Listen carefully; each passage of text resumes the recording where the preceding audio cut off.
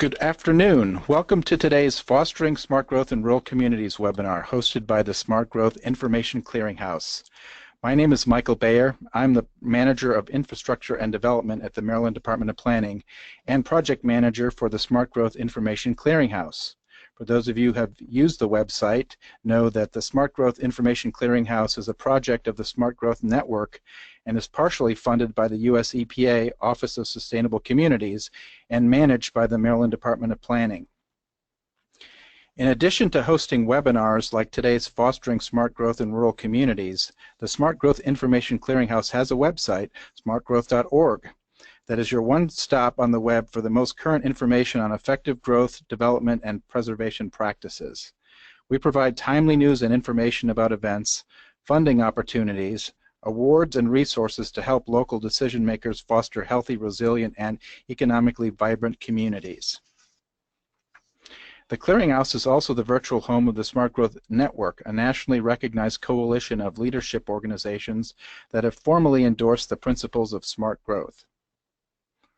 This webinar is one in a series of webinars produced by the Clearinghouse on smart growth topics available for viewing at smartgrowth.org. We will be recording this webinar and will post it on our website. We encourage you to visit our website and subscribe to our weekly e-newsletter to get the latest nationwide information about smart growth and learn about upcoming webinars. You can also find out about other planning initiatives and educational opportunities in Maryland by visiting Maryland Department of Planning's website at planning.maryland.gov. To log your CM credits for this webinar, log into your account on the American Planning Association's website and search the name of today's event, Fostering Smart Growth in Rural Communities, or use event number 9123 143. This webinar has been approved for 1.5 CM credits for live viewing only. Today we are excited to present Fostering Smart Growth in Rural Communities. As policymakers and stakeholders pursue strategies to create more jobs in rural areas, the vitality of rural communities has become a focus of national debate. The success of these efforts will depend upon political will, capacity building, and workforce development. In this webinar, Kendra Briechle of the Conservation Fund will look at how rural communities are carrying out smart growth principles by investing in their downtowns, expanding transportation choices, creating economic opportunities, and protecting the cultural and natural resources of rural landscapes. The Conservation Fund partners with local communities nationwide to complete livability assessments and apply a range of tools to help enhance their quality of life. This webinar will examine these approaches and highlight success stories in Colorado, Michigan, Oregon, and South Carolina. Our expert today, Kendra Briechle, is Manager of Community and Economic Development at the Conservation Fund, a national organization based out of Arlington, Virginia.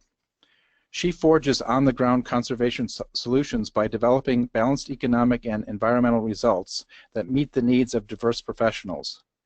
Kendra holds a Master of Community Planning, or MCP, I guess it's Community Planning, Kendra, in City Planning or City Planning from the Georgia Institute of Technology and a BA in International Politics from George Washington University. Following Kendra's presentation, she will answer as many questions as time permits. You can ask a question anytime during the presentation using the questions tool in the control panel located on the right side of your screen.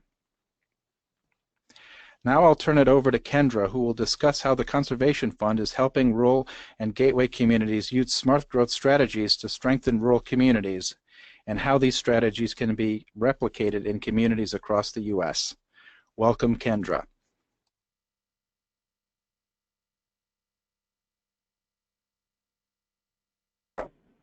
For all of you participating in today's call.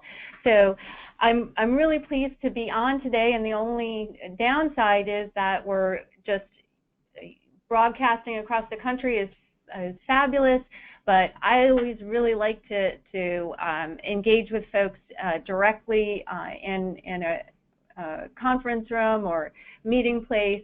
And get to see and interact with you more directly. So we'll try to bring that flavor a little bit to the Q&A portion at the end. So at any rate, really pleased to be on, and thank you for the opportunity. Thanks for coming. And we're going to talk diving into fostering smart growth in rural communities. So I want to start with just a little bit of background of who the Conservation Fund is, what we do, and then lead that into our work on smart growth and livability for rural and gateway communities.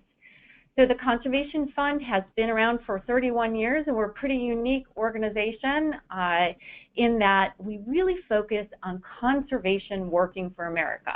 So what that really means is we want to, we work directly on land conservation. We've protected over 7.8 million acres of land across the United States, but we also connect that to community and economic development, recognizing that you need strong communities, you need good jobs and good opportunities, economic and community opportunities in order for our places and rural areas to really thrive, not just survive. So we're really focused on that at the Conservation Fund. We do work off of our partners' goals and objectives. So our work ranges from parks to historic places and from working farms and forests and landscapes to engagement and wildlife habitat, large and small projects across the country. But based on our partners' objectives, I work particularly in an area called the Conservation Leadership Network, and what we're really focused in is getting into a messy process, bringing diverse constituencies together. We really want to bring different sectors of a community or a region together, because what we find is when we can get people talking and help them to realize what they have in common, to achieve that common ground, then they're able to forge on the ground solutions. So we do that using a variety of tools. Some things are listed here, and we'll get more into what we do in just a moment. Our Conservation Leadership Network is housed at the U.S. Fish and Wildlife Service's National Conservation Training Center in Shepherdstown, West Virginia. My colleagues are there. I am actually out of our Arlington headquarters office. So some of the things we do are listed here, all kinds of courses, workshops, trainings, engagement, community engagement processes. We're going to talk a little bit more about the livability assessments in a moment, but different ways to really create the process and outcomes for people working together and sharing that learning and getting results. So some of those things that we do are community workshops. That was a part of the program we're going to talk about, but really trying to, we provide national courses at the National Conservation Training Center, but also tailored or place-based offerings. We've worked across the country on doing this. Since 1999, we've worked with more than 800 communities. We also work on different kinds of assessments, sustainable tourism assessments, livability assessments, these kinds of programs we're going to talk about in today's call, but you can also go online and look at some of these reports by accessing www.conservationfund.org. And we even do economic analysis in Florida's four-county Big Bend region. So jumping now into the purpose of today's call, let's give a little bit of background about how this all came about. So in 2009, there's a group called the Partnership for Sustainable Communities. This was U.S. EPA, Department of Transportation, and Housing and Urban Development created this Partnership for Sustainable Communities, and out of that created 6 livability principles. U.S. Department of Transportation's under Federal Highway Administration, the Office of Federal Lands, wanted to examine how these livability principles worked. There was a good sense of how they were working in more urban areas, but wanted to look at how it fits into rural and gateway communities. And being Federal Highway Administration, there was a particular focus on transportation, but we did go through a full look at the 6 livability principles. So the Federal Lands Livability Working Group was formed, and that included Federal Highway Administration, but also the lead public agencies, federal land agencies, and those include the National Park Service, U.S. Forest Service, U.S. Fish and Wildlife Service, Bureau of Land Management, and Army Corps of Engineers. And this group asked the Conservation Fund to facilitate this process and convened a livability work group across those agencies to really ensure that there was representation across those agencies and across community types. So while we are talking about gateway communities, we're also talking about rural communities. And just to give some background, gateway communities are the portals or the stepping stones to our public land. So those are the communities that provide the lodging, food, outfitters, all kinds of services to visitors of our federal public lands or the federal estate. But do recognize that this work is applicable to other rural communities, as it provides ideas and structure for capitalizing on the special relationship between rural areas and communities and their surrounding public and private lands.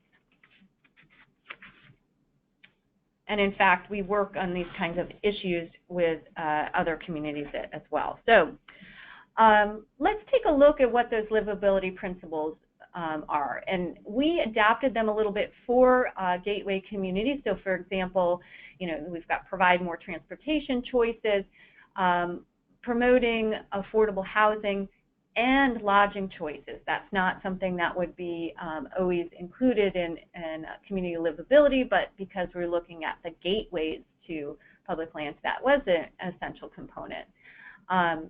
Enhancing economic competitiveness, supporting existing communities and their infrastructure and unique community character, coordinating policies and leveraging investments that are made, and valuing the communities, the neighborhoods, and the landscapes. So this is what we used as really our lens for the assessment, looking at existing conditions and opportunities and areas for improvement or enhancement. For those of you who have been involved in smart growth for a while in the Smart Growth Network, just wanted to crosswalk the livability principles with the 10 smart growth principles. So on the left are the 6 livability principles that we used, and then just taking a look, you can go through and just examine how that relates to smart growth principles.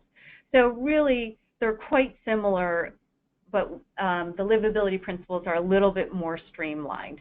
But the point really is to use a process to identify ways to help communities invest in their future through choices and decisions that they make and that can endure, help their community endure.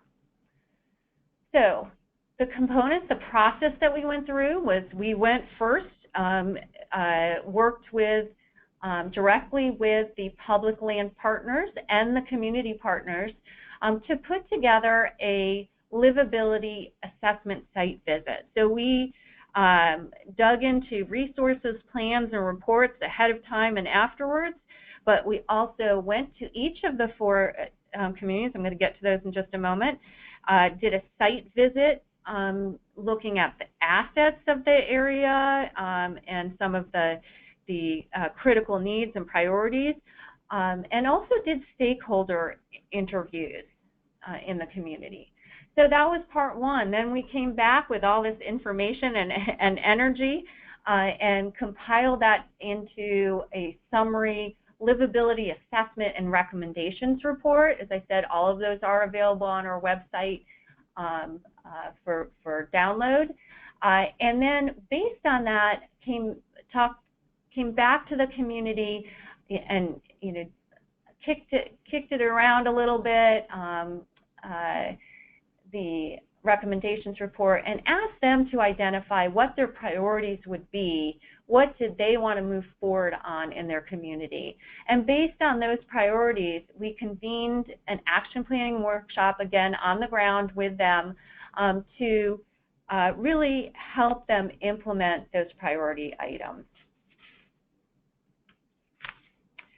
So the process was started with a call across the country to invite communities who were gateways to federal lands to participate in this process. And then the Federal Lands Working Group taking a look at those, reviewing the applications, and really there was a focus on coming up with a diverse set of communities. So each is different in their geography, their demographics, socioeconomics, and their public land agency that was involved. So let me introduce you to these 4 communities. So first, we have Saginaw, Michigan area with the Shiawassee National Wildlife Refuge.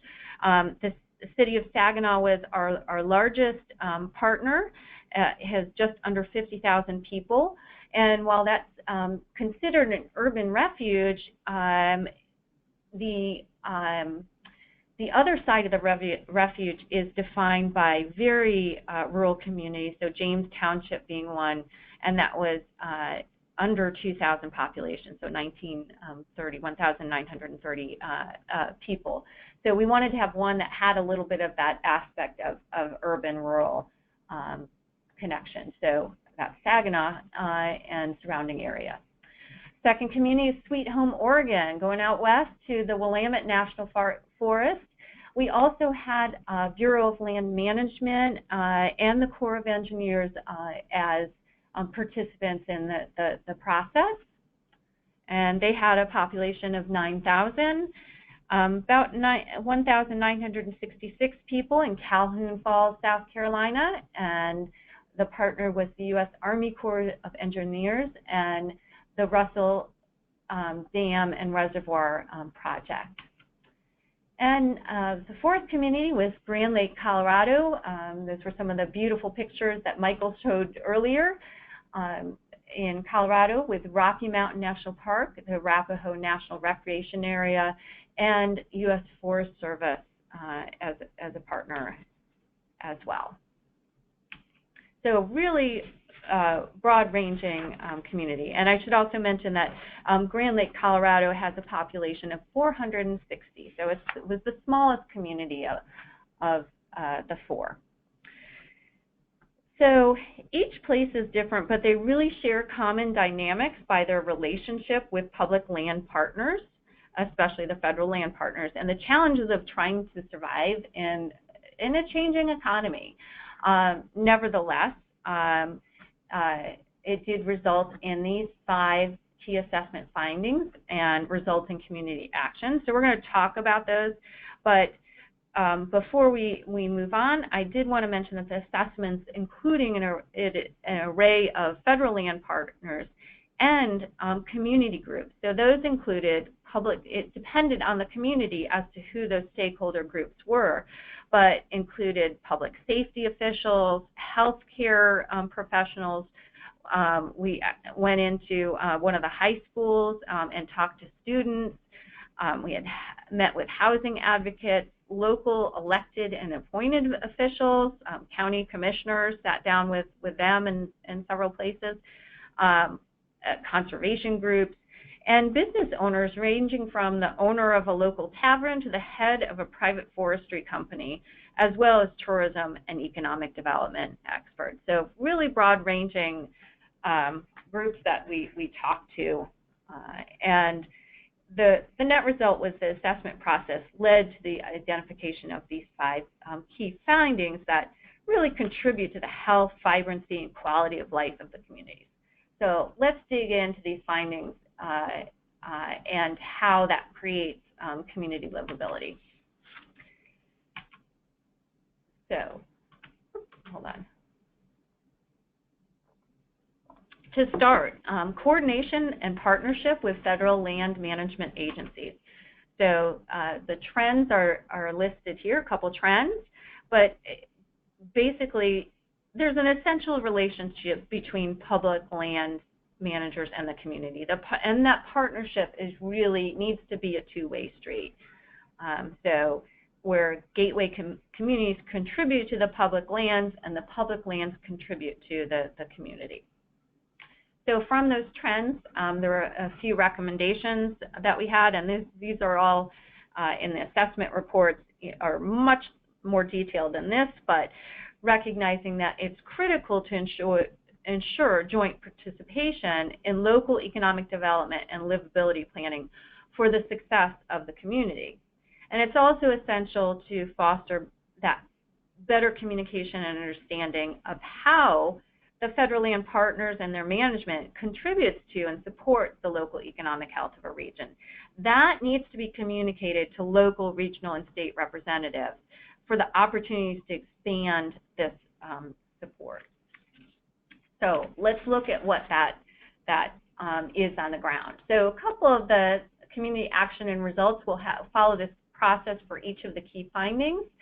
So in Saginaw, Michigan, for example, they've undertaken a public review of their development plans for a redevelopment of a golf course that is adjacent to the National Wildlife Refuge. And one of the ways they're trying to look at how they recreate this, repurpose this land, is to ensure that they're including livability elements and really connecting to the adjacent neighborhoods, some of which are very underserved areas. Sweet Home, Oregon was expressed by ongoing efforts to protect a really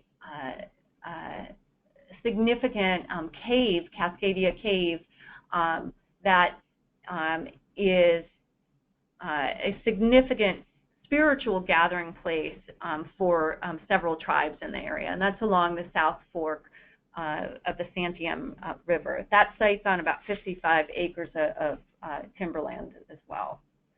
So they're working on permanent protection of that.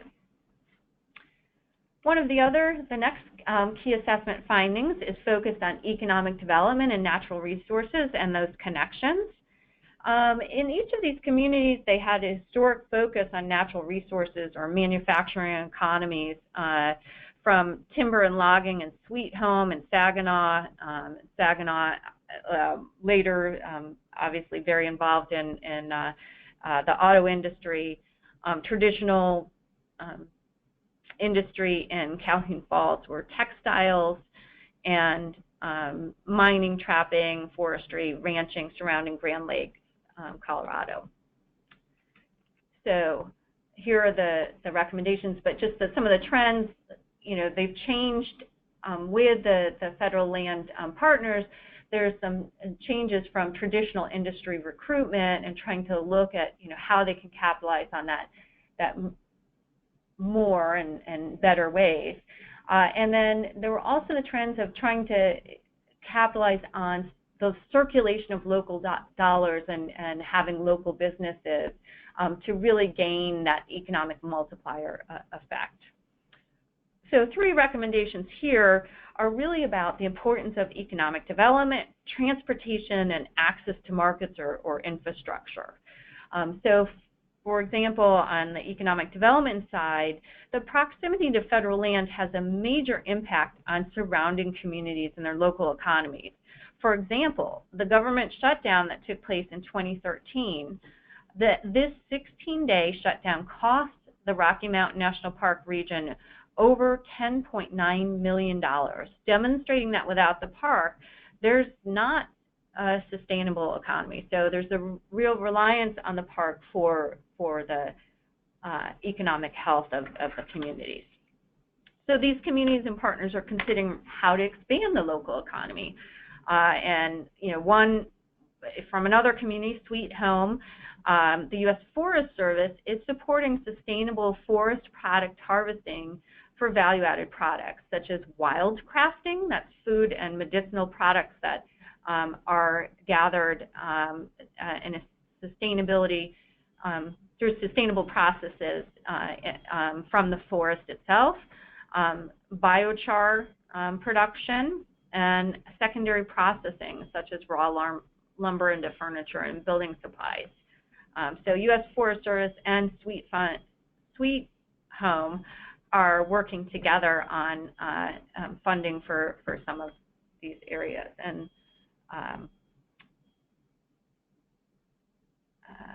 yeah.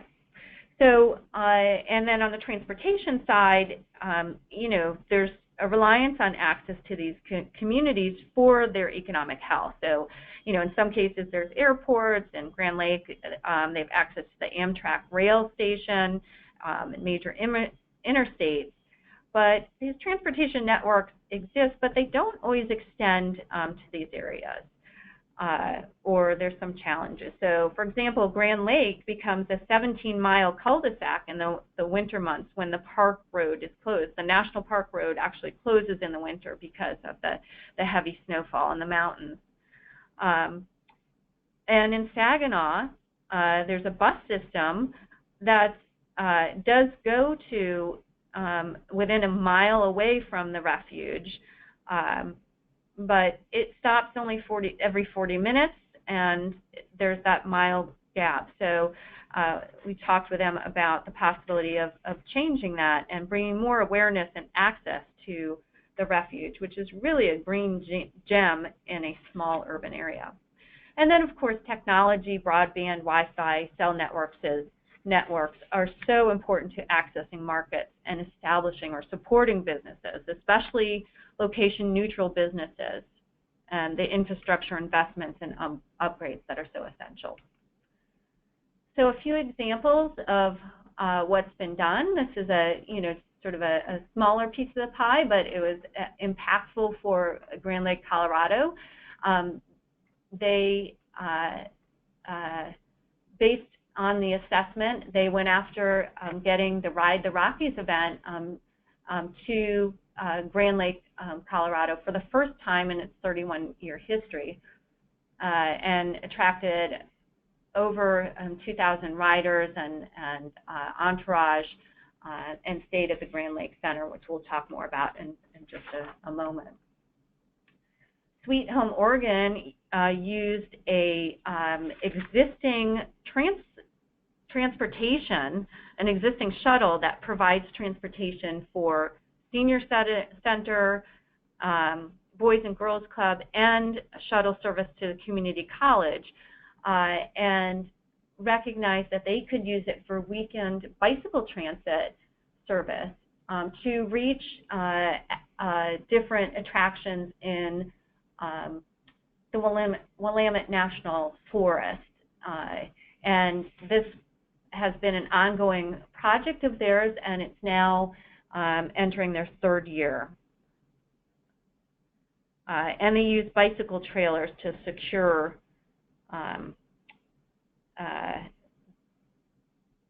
that transit system. So enabling people to access the public lands without reliance on a personal vehicle. Saginaw, Michigan looked at this, looked at the assessment, and decided to incorporate the Livability Principles into their Convention and Visitors Bureau strategic plan, and included decisions related to the tourism and asset development for both residents and visitors, which is really essential. Another assessment finding is to look at the existing infrastructure and how you can repurpose or revitalize, renew the infrastructure investments that already exist. So we did see remnants of declining industries and vacant sites and buildings in these communities. But also there was the community recognition for the need to access recreation, affordable housing, new businesses. Promoted these recommendations, and just a few examples. On the lower left is the General Motors malleable iron plant that was had been raised when we were there, and the intent is for it to become part of the refuge. It's along the river and would provide access to recreation to underserved neighborhoods once the cleanup and I'm sorry, not the cleanup, but the complexity of the property is underway. So Michigan Department of Natural Resources has appropriated the money for the conservation of that property to become part of the refuge. But it's a pretty complex piece of property and includes industrial and landfill, so that process is ongoing. And then we also made recommendations, for example, for the one block downtown Calhoun Falls, South Carolina, trying to revitalize their storefronts, and promote the vibrancy of their community. A few examples: Grand Lake, Colorado. They actually lost their elementary school about 6 years ago. 6-7 years ago, and it was a real blow for the community. But they recognized, this is something, sometimes you get the lemons and you have to figure out how to make lemonade with it. So the town actually acquired the elementary school, and they're repurposing it as the Grand Lake Center. And developing marketing and business plans for the facility, thinking about existing uses are for church and pickleball, youth theater, but they've also engaged the University of Colorado's Architecture and Planning program to work on the design, and other ideas that they're working on are environmental education, fitness, commercial kitchen, culinary school, a whole host of different uses for the space. And it's really become an additional community asset. Calhoun Falls, South Carolina, when we first came to the community, if you look at the picture on the lower left, those are the existing silos at one of the key intersections in the community. Just past there, behind those is that one block downtown. And community members were talking about the need to tear down those silos.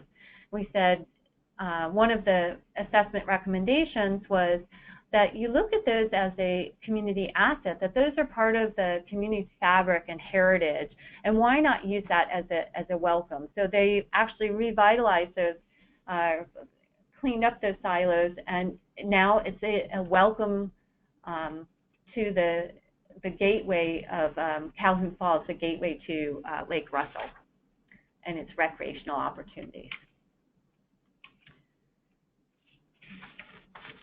So the next area is connecting communities to funding and assistance, and some of the trends listed here really want to focus in on that these resources are really important for both resident and visitors' needs. So the communities often lack the resources and connections to navigate the federal grant process,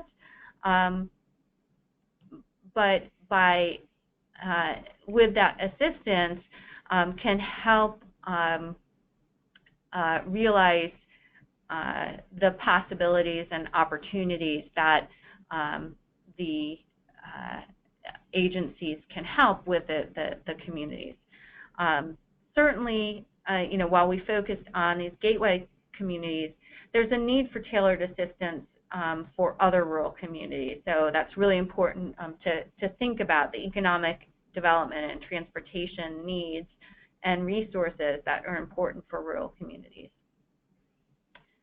So, and recommendations listed here, making sure that you're adapting priorities to meet the needs and character of gateway communities. Each one's a little bit different, you know, just like any community, but focusing on revitalizing downtowns, business development, recreational opportunities, and transportation and housing needs as well.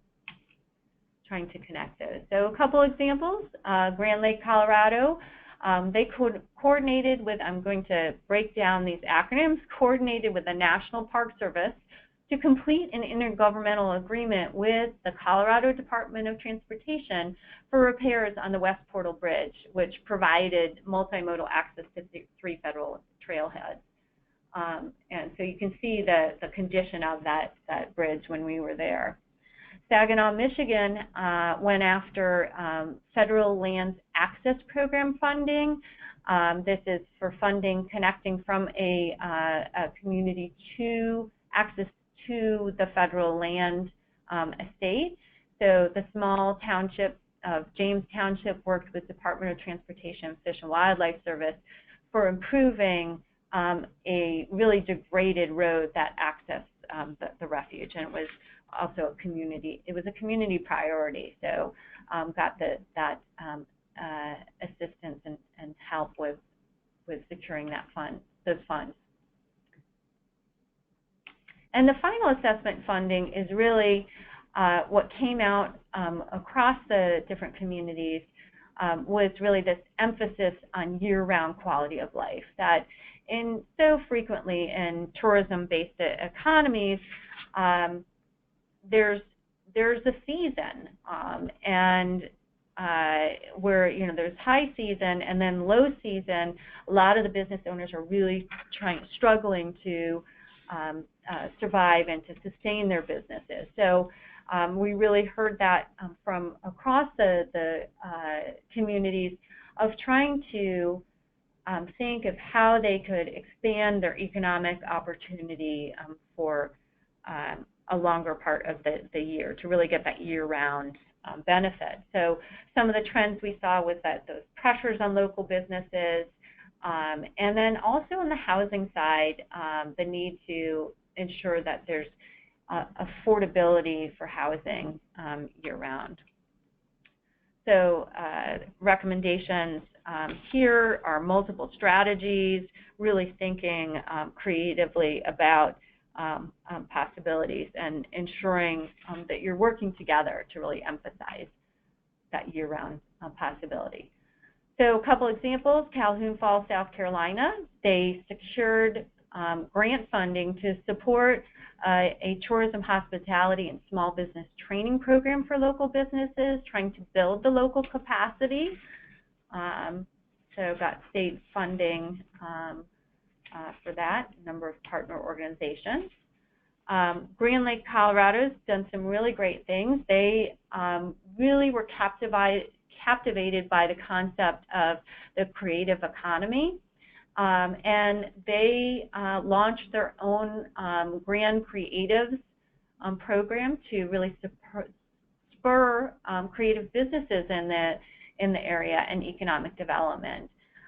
That's resulted in an increase of sales tax of 10% in 2015. And then another creative thing they did was they said, you know, let's see if we can broaden that shoulder season. And rather than just having another event, they launched a customer service training program that they invite professionals from across the state to participate in. And it means that for each of their shoulder seasons in the spring and fall, that they're getting other businesses to come in, other visitors to come to their area. And it just means that there's a little bit more time for restaurants to stay open, for hotels to provide lodging, just extending it. So thinking that, you know, it's the incremental piece, but kind of important to their long-term results. And then a new program that I just got from Diane Butler of Grand County earlier this week. They're applying for a Space to Create program. It's a new program in Colorado. It's the first state-driven initiative for affordable housing for artists and creative sector workers in the nation. So it's really a cool project, and we're looking forward to they're applying for that. So hopefully they get this kind of a neat approach. And then closing out, a couple last examples. Sweet Home, Oregon, Lynn County received $350,000 from Environmental Protection Agency's Brownfields program to clean up a former mill site in the center of the community and help transform that community liability into an asset. So it's really part of a long-term economic development plan to focus on forest and riparian health, recreation, and quality of life. And one part of that project is 250 acres that are donated to the local economic development group to spearhead their annual Oregon Jamboree Country Music Festival and other community events. So really creating a new community asset out of a liability. And then wanted to just provide this information on this video from Shiawassee National Wildlife Refuge, where they really tied in the partnership of economic and natural resources. So that is available online. And an update from them, or that from Shiawassee National Wildlife Refuge and Saginaw and the surrounding area, is the recent repaving of roads to the refuge headquarters and their Greenpoint Education Center. Now, paving doesn't sound like a big deal, but it was a major transportation issue, and the funding was based upon the assessment and the community work that contribute to that. If it wasn't for that, there probably wouldn't have been the support for this moving forward. So we're really pleased to hear that was a key component. And another aspect of that is that the Saginaw Transit Authority has expanded one of their routes to service that Greenpoint Education Center. It's really a promising development. It's just getting underway, but public transportation to refuge resources was non-existent. So this is really a huge step in the right direction. So I know I've given you guys a lot of meat on a lot of different examples across the area, but just summing up, the broader benefits about this process is really the enhanced recognition, the importance of working together. Diverse partners make things happen. Bringing together different folks and having them realize common ground is really just so powerful. It provides a better understanding of community priorities and being able to communicate those priorities is really essential for connecting resources with community and public lands priorities, and integrating that assistance is very critical. It's really about coming up with the multiple wins across the board and better understanding of how Gateway community character and priorities help meet the needs of the community and contribute to year-round access, economic resilience, and quality of life. And in the end, we're really trying to help the communities prioritize what they want to achieve to help them shape their future, make decisions to benefit their communities, and really succeed in creating a framework to integrate ideas into the roadmap for success. So, wrapping it up, just wanted to share a few other things that we're working on. Next week, we'll be in Ringgold, Georgia for an Appalachian Gateway Community Workshop. We have 8 teams participating. It's going to be a great event. Coming up in December, we're hosting the National Summit for Gateway Communities, along with our partner Scenic America. and that will be at the National Conservation Training Center. We are piloting a 201 course, Appalachian Gateway Community Workshop, more advanced course in the first quarter of 2018. And the third quarter of 2018 will be our next offering of our national course on balancing nature and commerce for rural and gateway communities. We also provide tailored place-based programs upon request, so we're happy to talk to folks more about those if you're interested. And of course, our contact information is available here. You can contact any of us within the Conservation Leadership Network. So with that, let me pass it back to Michael, and I look forward to your questions and engaging in discussion. Michael? Okay, thank you, Kendra. We're now going to move into the question and answer session. A number of people have been sending in questions as you've been speaking, Kendra, and we're going to be forwarding them on to you. And just for everybody in the audience, we are continuing to accept questions, so please do send them to us, and we will pass them along and continue answering as many as we have time for. So to kind of begin, Kendra, can you talk a little bit, and you've really spent a lot of time going through some great examples, but can you talk a little bit about how these findings kind of tie into local planning initiatives? Once you've worked with the community, do you continue to kind of work through the implementation, or kind of provide a framework for them to move forward, or how do they take that information and use it? Great, thanks. That's a wonderful question. Well, the net result was two products that each of the communities came away with. Was the recommendations and the assessment and recommendations report, which is they're pretty meaty documents that continue to, I think, provide some inspiration or ideas for the communities. And those were all based on the feedback and information that we absorbed from talking with the communities. And then the second point was the action planning workshop that 3 of the 4 communities participated in. Those workshops were really designed to help them prioritize and develop action plans for them to implement their goals. And so I think there are a few different examples that we've shared about some of those local planning initiatives, but they really are ongoing. So, you know, in Saginaw, they have integrated them into the Convention Visitor Bureau plan. In other places, they're looking at how they fit into the planning framework locally.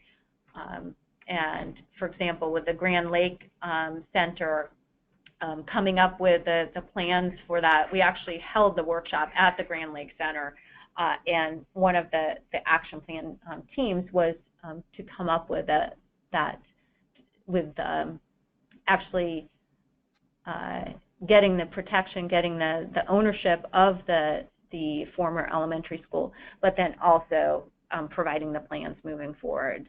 So I think it continues to inspire and engage with the community partners. Okay, and thank you for those who are sending questions in. So we have one from the audience. Did you link the work that you did with the Livability Initiative to any public health outcomes in these communities? And then were any public health professionals included in the projects that you did? Yeah, so each of the communities that we worked with did identify what their stakeholder groups were. So they varied a little bit in each case.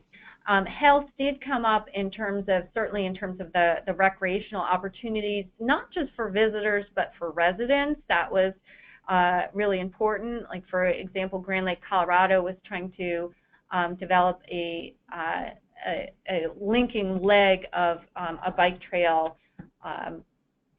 through Park and Forest Service land to other communities across the area. So there's that recreational aspect that really came out.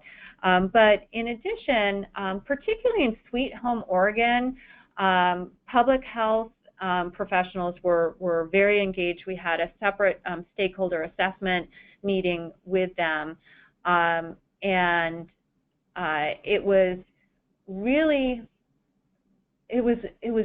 moving and quite interesting, because the focus there was really on the economic development. So to a person in that public health group, in the housing group and the elected officials, all talked about the need for jobs and for economic development as a public health need, as a as a need in each of those areas that I just mentioned. So yes, particularly in Sweet Home, those public health outcomes were in the foreground, and there's more information within the assessment reports. Excellent. Thank you. Okay, another question for you. In terms of, I guess this is kind of a process questions. Are these workshops done on behalf, or they're funded by the federal agency, or is the community the customer and the federal agency is brought in as a stakeholder?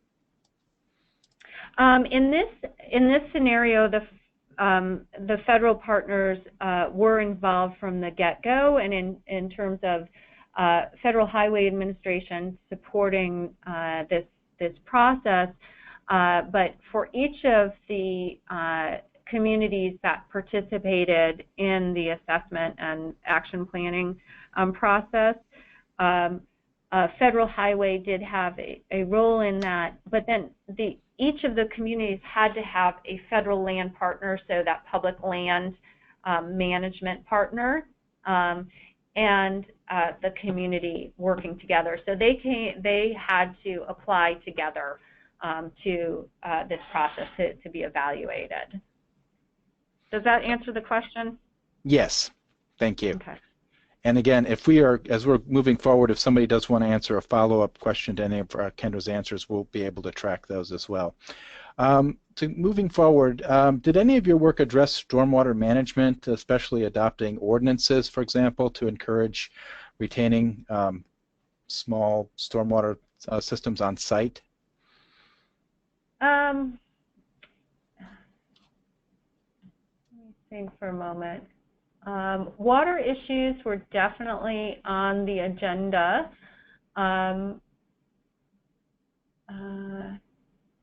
Trying to think if there were particular green infrastructure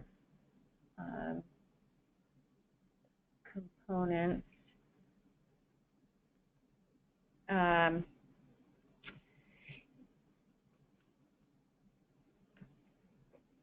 Yeah, I think in Grand Lake, Colorado, they did have some.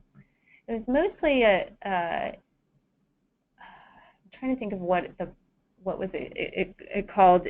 Essentially, they were doing landscaping within the town and trying to have community members engage in that for aesthetic, but also some I don't know if it was stormwater specifically, but in terms of the water,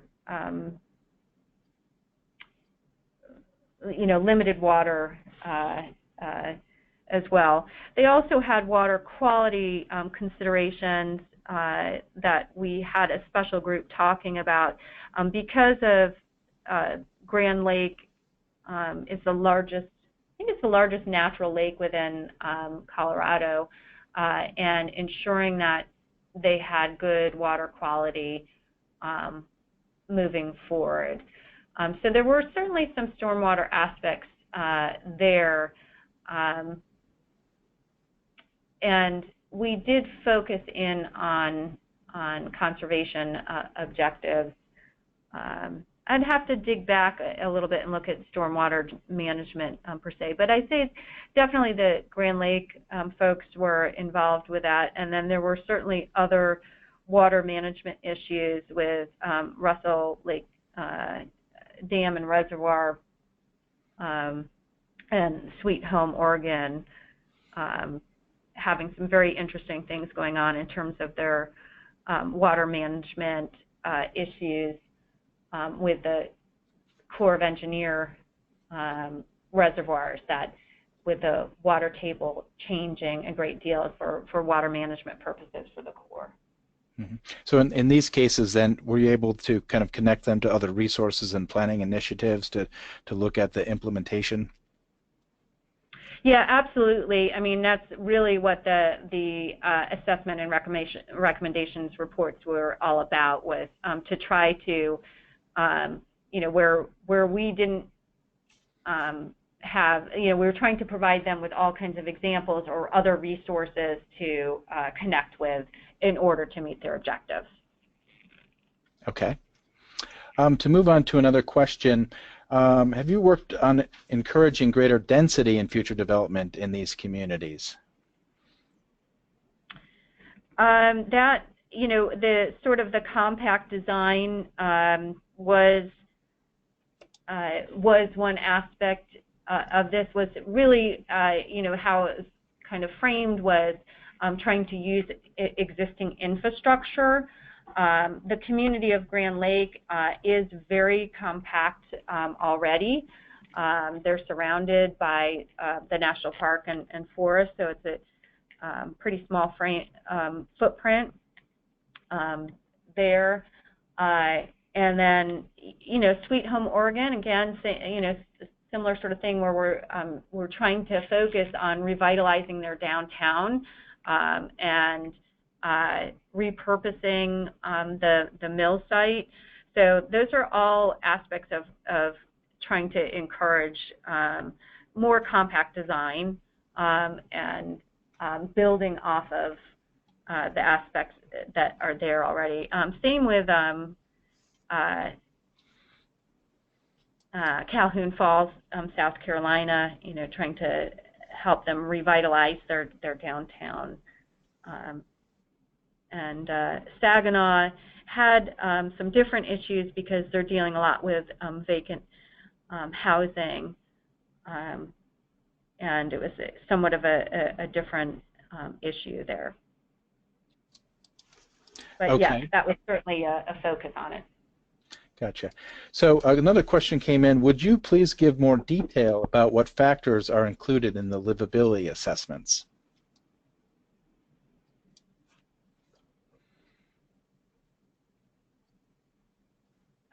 Sure. Yeah, I mean, it really is based on those 6 principles that we talked about. I would really encourage you to take a look at those assessments online. I think if there are additional questions on that, I'm happy to answer that. But each of those were tools based on those 6 principles. So we broke down the recommendations report into those 6 principles. You know, use those 6 principles and to go into more detail on that. So that's really going to provide the best framework to look at those directly. Excellent. So here's a question about, I think, how communities get involved, and there's a couple parts to this. Does a community have to be a federal land gateway in order to qualify for federal funding support? And will this expand to include other communities, and how does a community apply? Okay, so I'll answer the last question first. The application process, this was a single study that was done. If you think it's worthwhile, please contact federal, if you're interested in that, contact us, or you know, the Federal Highway Administration, the Office of Federal Lands, to say, you know, this is something that there's interest in. It was sort of a designed to highlight some of the examples that could be used. In terms of, I think the first question was on accessing federal resources. Is that right?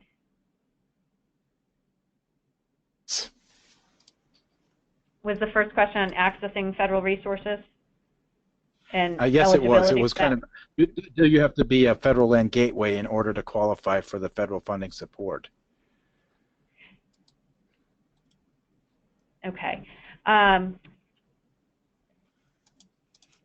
So the the gateway communities in this case were all federal, and there were a number of resources that we documented in the recommendations report and suggested. Many of them were federal, some of them were state specific, some of them were from other states, some of them were from foundations. So there were really a variety of resources. In terms of the federal resources, it really depends on which program you're looking at and which state you're in. So, for example, the Federal Lands Access Program is specifically for federal gateway communities, to build the access between, to build the access to the federal lands directly. And that can be used for, it could be hiking access, it can be car access, it can be transit access, but that program is specifically for accessing the federal lands directly. So you need to have that connection to the federal lands. Many of the other resources, though, are federal resources could be eligible for all kinds of communities. So there's just a wide range of federal resources, of state or local or other resources. So, those would all have their own rules and process. But at this point, communities can still access this program. No, it was just a single program, this assessment process and action planning workshops. However, the work that we do, we're able to do livability assessments for other communities or other places, and be happy to talk to you, to talk to people about that. So please get in touch with us about that. We'd be willing to take that process, move it forward. And certainly our work on balancing nature and commerce and Appalachian gateway communities is very similar in terms of the action planning process. So it really depends on what a community needs and wants. What we really try to, as an organization, or within our conservation leadership network, what we try to do is help communities by asking the questions that are going to help shape their future. So that's kind of our overarching focus. But in terms of the program, those would be a couple ideas for you. Okay. To go back a little bit to the implementation, was there anything built into the planning program to help build local capacity after going through this process? Well, yeah, actually the whole process really helps build the local capacity because it does rely on having that federal land partner paired with a community partner. So, for example, in Grand Lake, Colorado, it was the town manager, David Hook, partnered with Larry, trying to think of his last name, with the National Park Service. So they were the core of that team, and then the two of them identifying other parts of the community, other stakeholders to bring into the process, both in planning the assessment site visit, of bringing the resources together, and then so using that report, the recommendations report, the results, to communicate even further. And then the action planning process is again designed to bring diverse constituencies together. So bringing people from different backgrounds together and having them realize that there may be all kinds of things that they disagree on, but let's focus on what we can agree on. And so that really helps build the local capacity. In some cases, people had never sat in the same room with each other, they didn't know each other, but by undertaking this process really helps build that local capacity and makes that implementation possible. So, and in the places where we've worked in, in most of the places we're that we work in across the country, it's just amazing to see the impacts that have taken place. Okay, and this is kind of a related question, which I'll fold in as a follow-up. So can you talk a little bit more about how the public was engaged and stakeholders were engaged in this process? Sure. So, it was based on that, just as I had mentioned, that that first core of the public land manager and the local elected or appointed official. They provided that core, but then created a design team, starting with those two people, and then bringing in other core leaders of the community, and working with them and asking them, what are their needs, what are their issues, what are their priorities. That then provided the framework to help identify what stakeholder groups might be appropriate to their needs. Where were the areas of highest priority for them, and what did they want to achieve out of the process. So it did vary in the communities what kind of stakeholder groups participated. Obviously, elected or appointed officials were engaged in every single one of these. That was key, and the public land partner.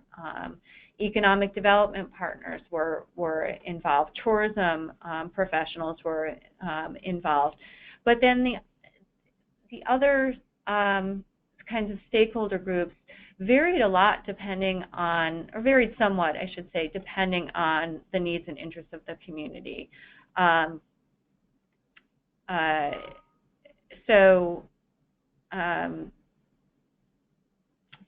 mentioned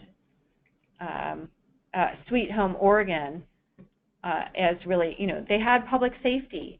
We had a sit-down, hour session with their chief of police and other police officers, search and rescue professionals,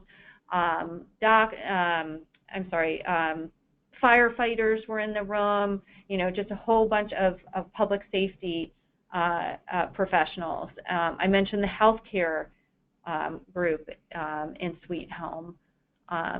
So really varied, and then in some instances there were public sessions as well, where members of the public just came in and we talked about the process and asked them questions.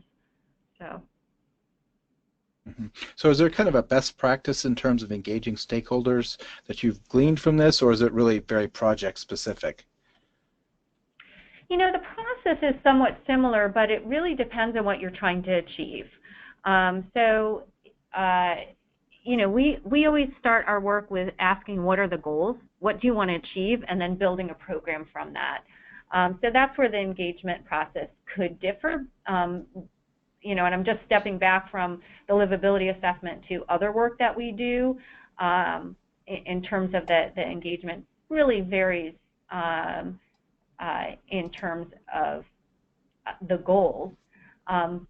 But in general, we're often called to, you're asking questions, you're listening, you're trying to analyze, and being sensitive to local concerns and issues, drawing those out, but also, what are the needs? What are the aspirations for the community?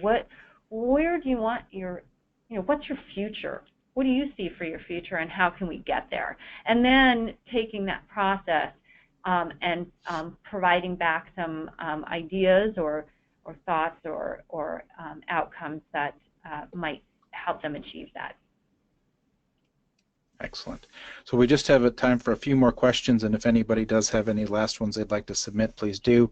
But in terms of green infrastructure networks, in terms of these planning projects, did you have examples of where you worked with private landowners as well?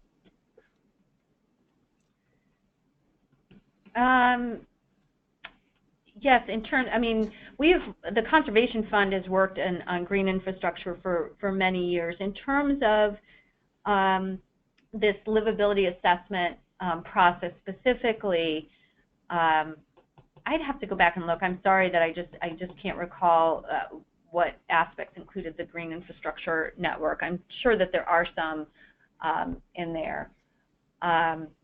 But in terms of green infrastructure networks as a whole and the work that we've done on building green infrastructure across the country, it's certainly that's private landowners are an important partner in that effort. And I would guess, in Sweet Home, Oregon, thinking about it, is the forestry partner of the head of a private forestry concern, very involved in that, and of course that's a great contributor to the green infrastructure network. Okay, we just have a couple more. Given proposed growth, do these communities have planning around infrastructure to accompany this growth? Well, infrastructure is a big need across the country. I mean, I think it's most communities have some real infrastructure needs, often when they're growing and sometimes even when they're not. So if you think about the infrastructure needs, if you take a look at Saginaw, Michigan, they've got a lot of vacant properties. They're here's sort of a connection on the green infrastructure a little bit is, they were looking at, well, what can they use, what kind of vegetation can they plant for when the vacant homes have to be taken down, and to ensure that the remaining land base can be maintained easily. Because so what kind of vegetation should be used in that scenario? So there's a infrastructure need, we don't see in every community, but it's certainly an issue there. The roads, transportation, other forms of transportation, those were all critical in each of the communities, and there were certain infrastructure needs across each one of the communities, whether access the federal lands, the state, or the infrastructure needs, throughout their community were really critical. Looking at growth moving forward, I mean, these communities really ranged from communities that were seeing a lot of growth pressures, like in Grand Lake, to the other three communities more had more challenges and maybe even in most cases declining in population rather than growing. Regardless, infrastructure is an issue across the board, so just critical in all of our communities. Excellent. I think we have one last question. How was the local economic development agency involved, and was workforce development part of the process? So yes, in each community we had economic development professionals involved in it. Sometimes it was chambers, the economic development agency. In Grand County, I mentioned the economic development agency there. Diane Butler was fantastic to work with. And it depended on the community in terms of aspects of workforce development. So it did vary, but in each one of them, economic development was a huge issue, and looking at what the opportunities were to retool their local economy and look for new opportunities as well. Just as an example, Sweet Home, Oregon was, that was traditionally a forest economy, and with the decrease in the number of board feet produced in the community, There's a lot of older community members that worked in timber and lumber industries.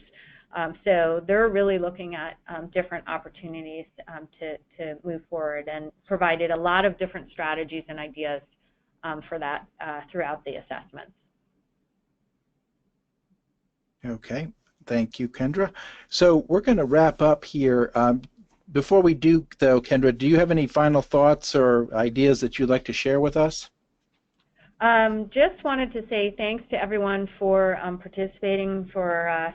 Happy to follow up more directly if anybody wants to connect with us about what we do and where we do it, how we do it. Happy to. And I would direct people to our website, www.conservationfund.org, and look for federal livability assessments, and you should be able to find those on our website. So thank you so much to the participants, and to you, Michael, and Christina as well. Okay, thank you. Yes, and we did get several questions about looking for specific information, so we'll definitely direct everybody to your website. Terrific. So with that, this will... Excellent, and thank you, Kendra, again for your time today. So this will conclude our webinar, Fostering Smart Growth in Rural Communities. A big thank you to Kendra and to everybody who attended and sent questions. We will be posting a complete recording of today's webinar on the smartgrowth.org website by the end of next week. When you exit from the webinar, you'll be asked to participate in a short evaluation. Please take a few minutes to provide feedback so that we can continue to make our webinars an enjoyable and educational experience for you. Kendra's webinar actually was part of a couple of them that we will be putting together regarding rural economies, and registration, in fact, is now open for our next webinar, which is in 3 weeks, Sustainable Farming and Local Food Systems, Maryland Case Study, which will take place on Thursday, May 25th. We hope that you'll join us to learn from 2 studies in Maryland that examine how smart growth policies have shaped farming and forestry and the efforts being made to support local food systems. We will have more information about this on the smartgrowth.org website and our weekly e-newsletter for details. Again, thank you for participating, and we hope that you will join us again soon.